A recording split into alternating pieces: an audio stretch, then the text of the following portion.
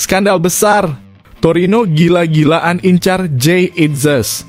Jurnalis Italia ungkap bocoran pertemuan rahasia yang mengguncang transfer. Kejutan transfer terbaru, FC Parma rekrut kiper rival paling berbahaya timnas Indonesia. Siap guncang Liga Italia. Guncangan besar transfer. Dimas Derajat teken kontrak dengan Persib Bandung, staf pelatih timnas bongkar fakta mengejutkan mengenai Rizky Ridho. Apa itu? Sensasional. Calvin Verdon ungkapkan rahasia besar soal peluang terbaru timnas Indonesia di kualifikasi Piala Dunia 2026. Detailnya bikin geleng-geleng kepala. Sudah sembuh. Shin Tae-yong ungkapkan detil menyentuh pasca operasi di Korea Selatan, siap memimpin kembali timnas Indonesia. Semangat coach!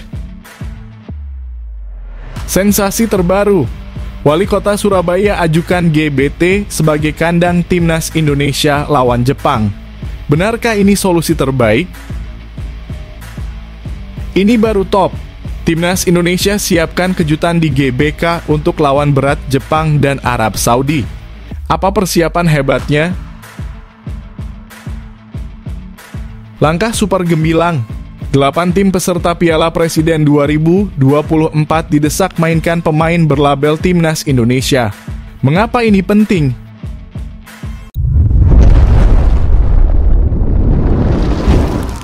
Sebelumnya mohon subscribe channel ini dulu supaya nggak ketinggalan berita terupdate Timnas Indonesia. Skandal besar. Torino gila-gilaan incar Jay Itzes. Jurnalis Italia ungkap bocoran pertemuan rahasia yang mengguncang transfer. Masa depan bek timnas Indonesia, Jay Itzes, untuk bergabung dengan klub Serie A, Torino, semakin dekat. Peluang Jay Itzes untuk pindah semakin besar setelah pelatih Paolo Vanoli pindah ke Torino dari Venezia menggantikan Ivan Juric. Peluang Jay Itzes untuk menjadi starter di Torino sangat besar mengingat Torino adalah klub dengan tradisi yang sangat baik di Serie A. Jurnalis asal Italia Giacomo Morandin melalui unggahan di media X menyebutkan bahwa pertemuan pertama antara manajemen Torino dan perwakilan Jay Itzes telah terjadi pada akhir pekan lalu. Pertemuan ini bertujuan untuk menjajaki dan memahami kemungkinan terwujudnya transfer tersebut. Namun, Morandin juga menyebutkan bahwa Itzes bukanlah satu-satunya bek yang akan diburu Torino. Klub yang berbasis di Turin ini juga menargetkan setidaknya 2 bek tengah pada musim panas ini. Torino akan mencoba menutup setidaknya 2 bek dalam beberapa hari ini, tulis Morandin. Jay Itzes telah tampil dalam 30 laga di semua kompetisi bersama Venezia, yang berhasil mendapatkan tiket promosi ke Serie A setelah menang atas Cremonese di babak playoff. Sementara itu, Liga Italia Serie A telah merilis jadwal resmi untuk musim depan. Bagi pecinta sepak bola Indonesia, jadwal ini menghadirkan kabar gembira dengan peluang debut Jay Itzes yang memiliki nilai pasar 43,45 miliar di Serie A. Jay Itzes berpeluang melakoni debutnya bersama Venezia saat bertandang ke markas Lazio pada 18 Agustus mendatang di Stadion Olimpico.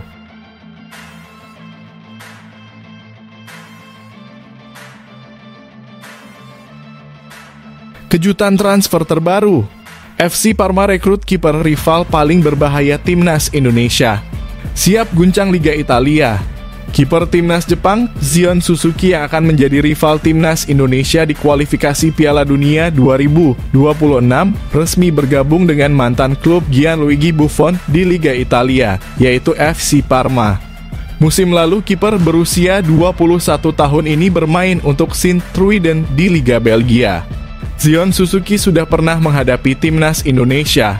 Dalam laga fase grup Piala Asia 2023, Jepang bertemu timnas Indonesia di pertandingan terakhir grup D. Zion Suzuki menjaga gawang Jepang sepanjang pertandingan. Jepang dan timnas Indonesia akan bertemu lagi di putaran ketiga kualifikasi Piala Dunia 2026 zona Asia. Pertandingan ini akan berlangsung pada 14 November 2024 dan 10 Juni 2025 dengan Indonesia sebagai tuan rumah dalam pertemuan pertama. Zion Suzuki sekarang berbaju kuning dan biru, demikian pernyataan resmi Parma. Parma telah membeli hak atas sang kiper dari Sint-Truiden dan Suzuki sudah menandatangani kontrak sampai 30 Juni 2029. Parma memiliki sejarah erat dengan penjaga gawang top, termasuk kiper legendaris timnas Italia Gianluigi Buffon. Bergabung dengan Parma merupakan keputusan yang tepat bagi Zion Suzuki untuk mengembangkan kemampuannya. Menariknya, ada kemungkinan kiper timnas Jepang dan timnas Indonesia bakal bersaing di Liga Italia musim depan. Rumor beredar bahwa Empoli berminat merekrut Martin Paes, kiper yang baru saja menjadi warga negara Indonesia.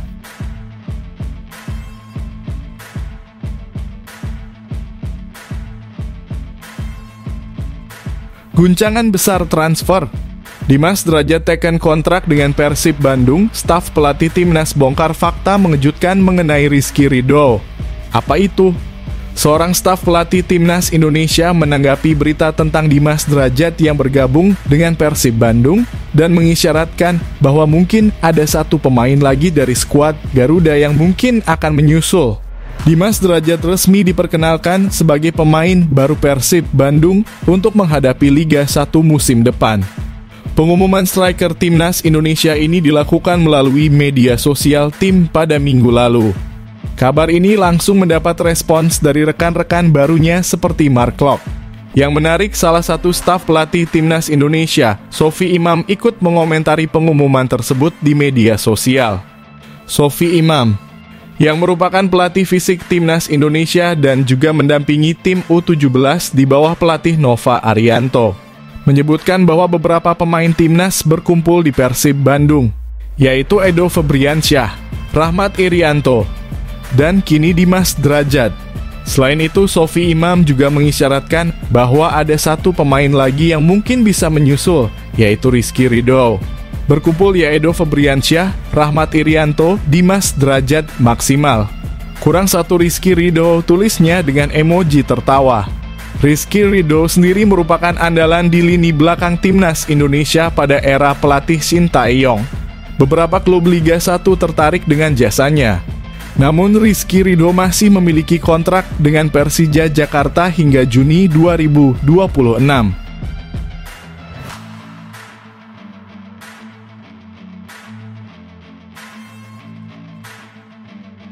Sensasional.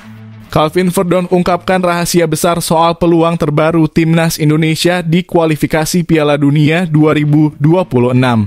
Detailnya bikin geleng-geleng kepala.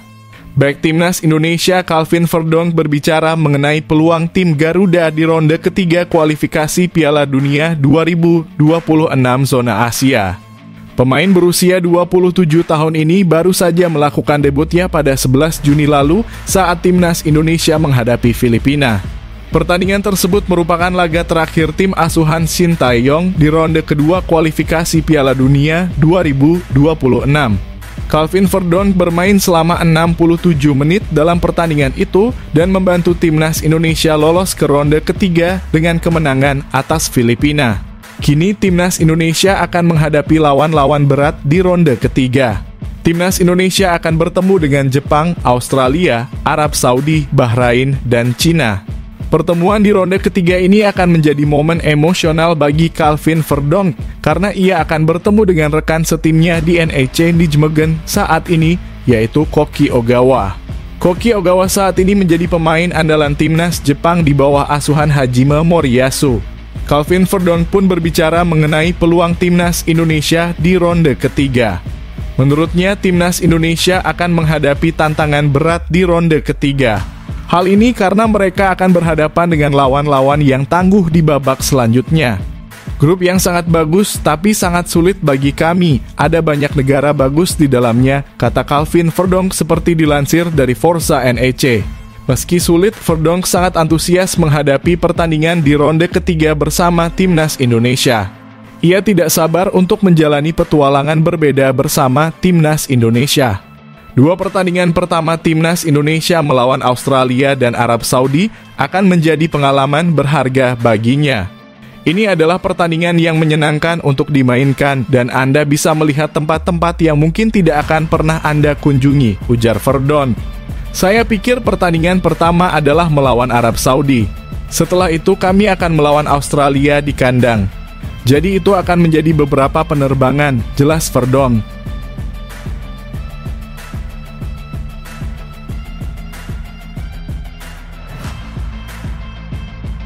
Sudah sembuh. Shin Tae-yong ungkapkan detil menyentuh pasca operasi di Korea Selatan, siap memimpin kembali timnas Indonesia. Semangat coach! Pelatih timnas Indonesia Shin Tae-yong membagikan momen ketika ia menjalani operasi di Korea Selatan. Coach Shin sempat mengalami sakit cukup parah. Shin Tae-yong didiagnosis menderita pleuritis, yaitu peradangan selaput paru-paru. Penyakit ini sudah lama mengganggu kesehatan pelatih berusia 53 tahun tersebut. Pada Senin malam 15 Juli kemarin, Shin Tae-yong membagikan foto-foto masa sakitnya di Instagram. Dia merasa sudah lama tidak menyapa pengikutnya di media sosial. Sudah lama sekali aku tidak menyapa. Saya masuk rumah sakit pada tanggal 15 Juni dan dioperasi pada tanggal 17 Juni selama 6 jam, tulis Shin Tae-yong di Instagram. Shin Tae-yong saat ini sedang menjalani proses pemulihan pasca operasi. Mantan pelatih timnas Korea Selatan ini mengaku akan segera kembali ke Indonesia. Shin Tae-yong harus menyiapkan tim terbaik karena timnas Indonesia akan berlaga di putaran ketiga kualifikasi Piala Dunia 2026 pada September mendatang. Sekarang saya akan pulih dan bersiap untuk putaran ketiga kualifikasi Piala Dunia 2026. Jaga kesehatan kalian, tutup Shin Tae-yong. Setelah Shin Tae-yong membagikan foto-foto tersebut, banyak netizen yang menunjukkan empati kepada sang pelatih. Beragam reaksi ditunjukkan oleh netizen Indonesia yang melihat hasil operasinya. Banyak yang menanyakan kondisi sang pelatih dan mendoakan kesembuhannya. Para pencinta sepak bola di tanah air banyak yang berharap agar sang pelatih segera pulih dan kembali seperti sedia kala. Ada juga yang memberikan semangat kepada Shin Tae-yong agar cepat pulih karena kualifikasi Piala Dunia 2026 zona Asia sudah di depan mata. Netizen juga tidak lupa meninggalkan komentar bahwa Shin Tae-yong sudah dinanti untuk segera kembali ke tanah air dan mempersiapkan timnas Indonesia.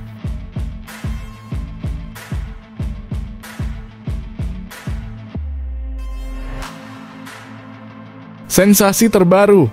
Wali Kota Surabaya ajukan GBT sebagai kandang timnas Indonesia lawan Jepang. Benarkah ini solusi terbaik? Wali Kota Surabaya, Eri Cahyadi mengusulkan agar Stadion Gelora Bung Tomo dijadikan tempat kandang tim nasional Indonesia saat menghadapi Jepang pada babak ketiga kualifikasi Piala Dunia 2026 yang dijadwalkan pada 14 November 2024. Semoga pertandingan antara tim nasional Indonesia melawan tim nasional Jepang pada November nanti bisa diselenggarakan di Surabaya, ujar Eri di Surabaya Senin kemarin. Eri telah menyampaikan usulan ini kepada PSSI dan berharap dapat segera terrealisasi. Saya sudah menghubungi PSSI, semoga disetujui, jelas Eri. Ia memastikan bahwa Stadion GBT yang berlokasi di wilayah barat Surabaya sudah siap jika usulan laga antara skuad Garuda dan Samurai Biru disetujui oleh PSSI. Meskipun Stadion GBT sudah berstandar FIFA, Wali Kota Surabaya menyatakan kesiapannya untuk melakukan perbaikan jika masih ada kekurangan. Kami terus melakukan perbaikan pembangunan agar bisa menarik perhatian masyarakat internasional, kata Eri. Stadion Gelora Bung Tomo juga dijadwalkan menjadi kandang bagi timnas Indonesia saat melawan Australia pada laga kedua babak ketiga kualifikasi Piala Dunia 2026 yang akan digelar pada 10 September 2024. Tim asuhan Shin Tae-yong tergabung di grup C pada babak kualifikasi ini bersama tim-tim nasional langganan Piala Dunia yang juga merupakan raksasa Asia, yaitu Arab Saudi, Australia, dan Jepang. Selain itu, di grup ini skuad Garuda juga harus menghadapi tim kuat lainnya, yaitu Bahrain dan Cina. Timnas Indonesia akan menghadapi timnas Arab Saudi pada 5 September 2024. Selanjutnya, pada 10 Oktober 2024, Indonesia akan bertandang ke Timur Tengah untuk melawan Bahrain dan kemudian melanjutkan laga melawan Cina.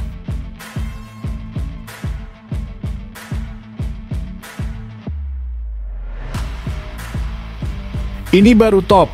Timnas Indonesia siapkan kejutan di GBK untuk lawan berat Jepang dan Arab Saudi. Apa persiapan hebatnya? Manajer Timnas Indonesia Sumarji menyampaikan harapannya setelah pengelola merevitalisasi rumput Stadion Utama Gelora Bung Karno. Menurut Sumarji, Stadion GBK adalah venue penting untuk Timnas Indonesia karena memiliki beberapa kelebihan, meskipun Garuda bisa menggunakan stadion lain sebagai kandang. Kami melihat Stadion GBK punya kapasitas lebih besar, bisa menampung lebih dari 65.000 penonton, kata Sumarji saat dihubungi media.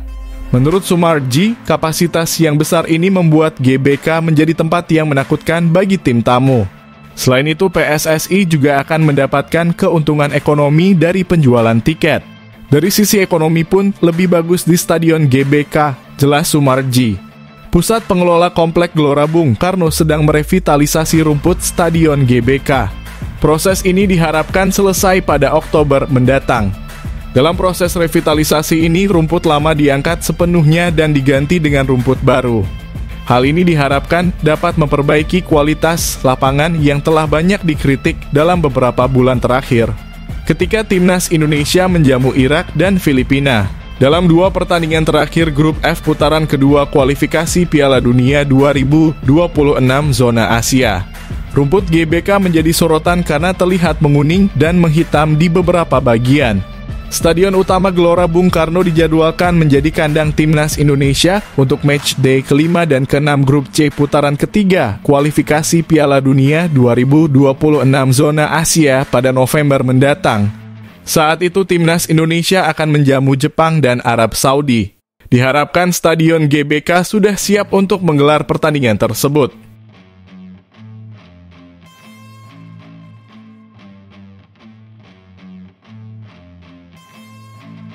Langkah super gemilang. 8 tim peserta Piala Presiden 2024 didesak mainkan pemain berlabel Timnas Indonesia. Mengapa ini penting? Klub-klub yang akan berpartisipasi dalam Piala Presiden 2024 diwajibkan untuk memainkan pemain yang berlabel Timnas Indonesia.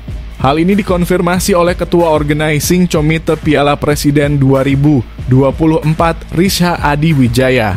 Menurut Rizha, aturan ini berasal dari ide Ketua Umum PSSI Erick Thohir yang bertujuan untuk memajukan sepak bola Indonesia. Namun, aturan ini tidak akan diterapkan dengan kaku. Masukan dari Pak Erick sangat luar biasa karena demi kemajuan sepak bola Indonesia. Karena ini turnamen pramusim, klub diperbolehkan bereksperimen dengan pemain-pemainnya, kata Rizha dalam konferensi pers. Ada kewajiban bagi klub untuk memainkan pemain yang berstatus pemain tim nasional, meskipun nanti bisa ada pergantian di tengah pertandingan, jelas Rizha. Rizha menjelaskan bahwa klub yang ingin bereksperimen di turnamen pramusim ini tetap harus menjaga martabat Piala Presiden. Prinsipnya ini pramusim, jadi klub-klub sedang dalam proses trial pemain-pemainnya. Oleh karena itu, kami sedikit lebih fleksibel, kata Rizha. Kami bukan kompetisi resmi, tapi turnamen pramusim. Kami menjaga gengsi turnamen ini dengan membuat aturan lebih fleksibel, tapi tetap menjaga marwah Piala Presiden, jelas Rizha. Piala Presiden 2024 akan berlangsung dari 19 Juli hingga 4 Agustus dengan 8 klub yang bersaing memperebutkan hadiah sebesar 5 miliar. Klub-klub tersebut adalah Persib Bandung, Madura United, Bali United, Borneo FC, PSM Makassar, Persija Jakarta, Persis Solo, dan Arema FC. Fase grup Piala Presiden 2024 akan digelar di 2 venue, yaitu Stadion Sijalak Harupat di Bandung dan Stadion Kapten Iwayan Dipta di Gianyar. Semifinal dan final akan diadakan di Stadion Manahan Solo. Selama turnamen, supporter tim tamu tidak diperbolehkan hadir.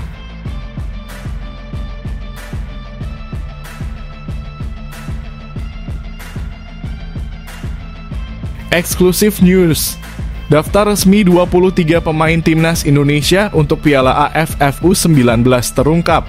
Siapa saja yang tercoret? Pelatih Timnas Indonesia U19. Indra Syafri telah resmi memilih 23 pemain yang akan mengikuti Piala AFF U19, yang sekarang dikenal dengan nama ASEAN U19 Boys Championship. Turnamen ini akan berlangsung di Surabaya, Jawa Timur. Sebelumnya, Indra membawa 28 pemain untuk pemusatan latihan di Surabaya.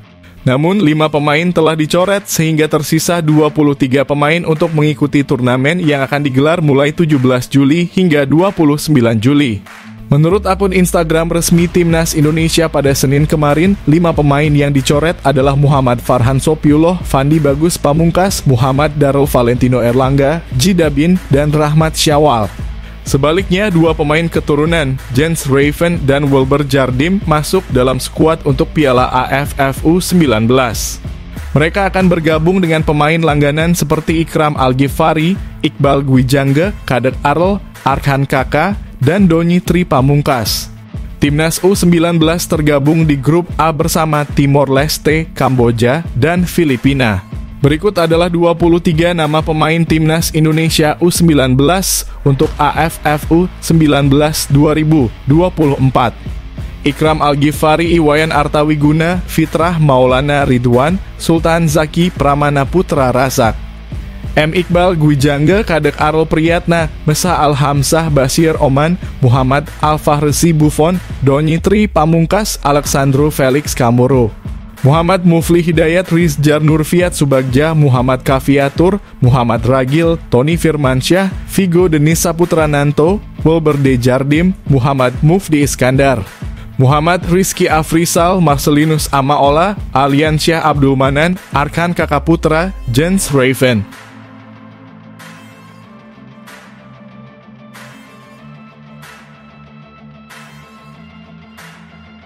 Super sensasional. Kisah Tony Firmansyah, Evan Dimas baru dari Surabaya yang siap beraksi di Piala AFF U19 2024. Penyelenggaraan Piala AFF U19 2024 memiliki keunikan tersendiri yang mirip dengan edisi turnamen 11 tahun yang lalu. Saat Timnas Indonesia U19 meraih gelar pada Piala AFF U19 2013. Pada tahun 2013, turnamen digelar di Sidoarjo, sementara tahun ini Surabaya menjadi tuan rumah yang juga berada di Jawa Timur. Persamaan lainnya adalah kehadiran pelatih yang sama, yaitu Indra Syafri yang memimpin Timnas Indonesia U19 pada tahun 2013. Pada masa itu, muncul beberapa pemain bintang seperti Muhlis Hadi, Maldini Pali, Zulfiandi, Raffi Murdianto, Hansa Muyama, Paulo Sitanggang, dan Dimas Derajat, dengan Evan Dimas sebagai kapten tim, yang juga merupakan pemain asli Surabaya. Di Piala AFF U19 2024 ada satu pemain asli Surabaya lagi, yaitu Tony Firmansyah. Perbedaannya, Tony bukanlah kapten Timnas Indonesia U19, tetapi mirip dengan Evan Dimas dalam peran sebagai gelandang. Banyak kesamaan antara Tony dan Evan saat mereka bermain untuk Persebaya dan Timnas Indonesia U19. Harapan besar ada pada Tony untuk melanjutkan tradisi keberhasilan seperti pada Piala AFF U19 2013. Namun, apakah Tony Firmansyah merasa terbebani dengan ekspektasi untuk meraih gelar seperti Evan Dimas? Saya tidak merasa terbebani. Ini adalah target saya bermain untuk Timnas Indonesia. Saya harus bekerja keras dan tampil yang terbaik. Persaingan di lapangan nantinya tergantung pada keputusan pelatih, ungkap Tony. Indra Syafri memegang peranan penting dalam sejarah keberhasilan Timnas Indonesia U19.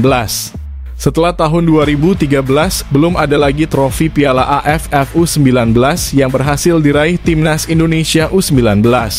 Sekarang, dengan Indra Syafri kembali menangani Timnas Indonesia U19.